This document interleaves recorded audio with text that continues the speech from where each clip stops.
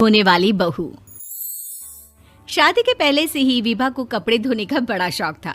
कभी नल के नीचे तो कभी तालाब के पास। अरे मेरी नीली वाली लुंगी नहीं दिख रही है। विभा की अम्मा कहाँ रखी है लुंगी? अरे वो तो विभा ने परसों ही धोकर रखी थी आपकी अलमारी में, देखो वहीं होगी। वो ना मैंने आज धो दी, मुझे लगा कि गंदी हो गई होगी। अरे कैसे गंदी हो गई थी? उसे तो मैंने पहना भी नहीं। हे भगवान, इस लड़की के कपड़े धोने की आदत से परेशान हो गया हूँ मैं। जितना तो घर में राशन नहीं आता उससे कहीं ज्यादा डिटर्जेंट पाउडर का खर्चा है। इसकी शादी करवा दो, शादी जाए अपने घर में ही करे काम, फिर चाहे घर के कपड़े धोने हो या पूरे गांव के। हाँ ठीक बोल रही हूँ, देखता हूँ मैं कोई लड़का। वो दिन भी आ जाता है जब विभा को देखने लड़के वाले आ जाते हैं। लड़की मुझे अच्छी लगी। होने वाली सास कहती है, बेटी अगर कुछ पूछना है तो पूछ लो। वैसे तो हमारी लड़की बहुत ही शर्मीली है, जो बोल दो वो मान लेती है, इसे क्या पूछना होगा।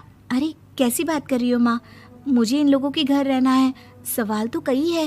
हाँ हाँ बेटा पूछ लो ना, क्या पूछना है। आप लोगों के घर कपड़े कौन धोता है? सास का मुंह बन जाता है।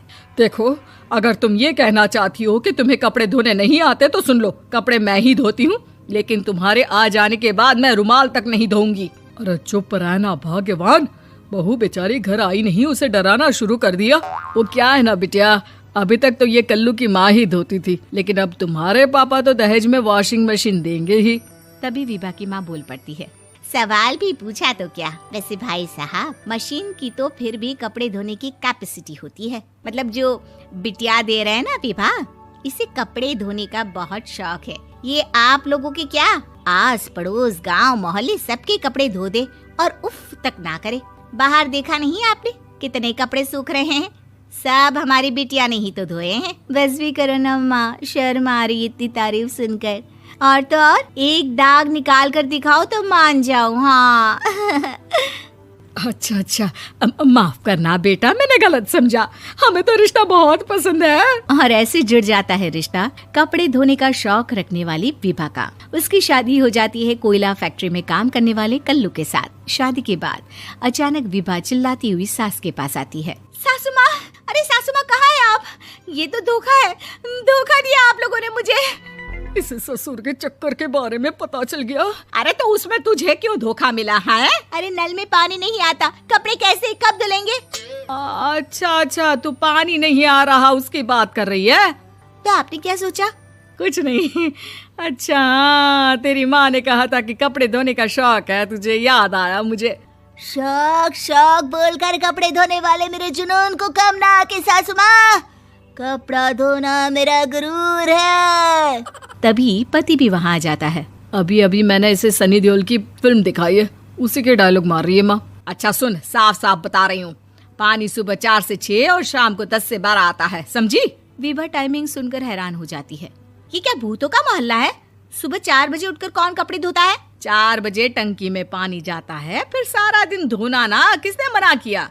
अरे कैसी बात कर रही हैं? 200 लीटर की टंकी में कितने कपड़े धो लूंगी मैं, सुबह ही उठ जाऊंगी मैं। अब क्या था, विभा सुबह 4 से लेकर रात के 12 बजे तक कपड़े ही धोती रहती। एक रोज सास पड़ोस से निकलकर कहीं जा रही होती है कि साथ वाली कहती है, हाँ कल्लू की माँ, जरा ये बताओ कि 2 साड़ी है, 2 ब्लाउज और एक पेटीकोट और एक नाड़े वाला लंबा कच्छा। हाँ तो? अरे तो क्या, कितना लोगी धुलाई ये बताओ। धोबन दिख रहे हैं हम क्या? हमारे पति सरकारी नौकरी से अभी अभी रिटायर हुए हैं और बेटा सुपरवाइजर है कोयला फैक्ट्री में। धोबन समझ रखा है हमें? हाय रे कल्लू की अम्मा, माफ कर दो, वो तो मोहल्ले में यही सब बता रहे थे कि तुमने बहू को कपड़ा धुलवाने के काम में लगा दिया है। सास को पड़ोसन की बात सुनकर गुस्सा आ जाता है। वो घर पहुंचती है जहां घर के बाहर ही इतने सारे कपड़े सूख रहे होते हैं जितने कि किसी धोबन के घर पर। अरे ओ कल्लू की दुल्हन, बाहर निकल।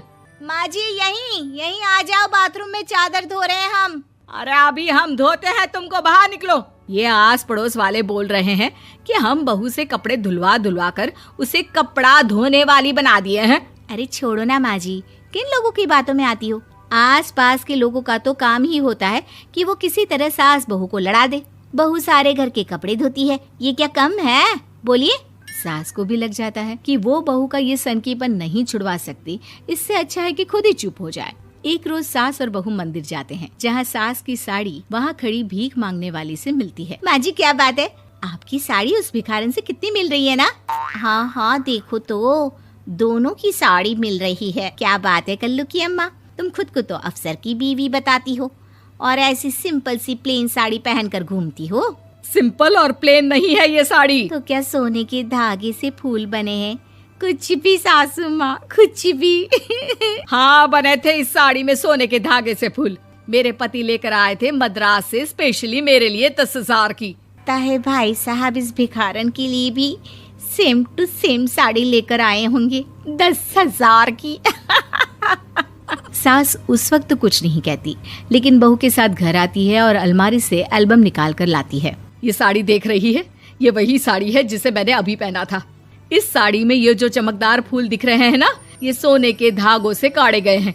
लेकिन तू लोकल वॉशिंग मशीन ब्रश से घिस घिस कर सारे फूलों को निकाल कर साड़ी प्लेन कर दी। मुझे माफ कर दीजिए सासू माँ। और तो और, जब मैंने तुझे तेरी गलती के लिए कुछ नहीं कहा, लेकिन तूने तो सबके सामने मेरा मजाक ही बना दिया। क्यों? बहू को समझ में आ जाता है कि अब से उसका कपड़े धोना बंद।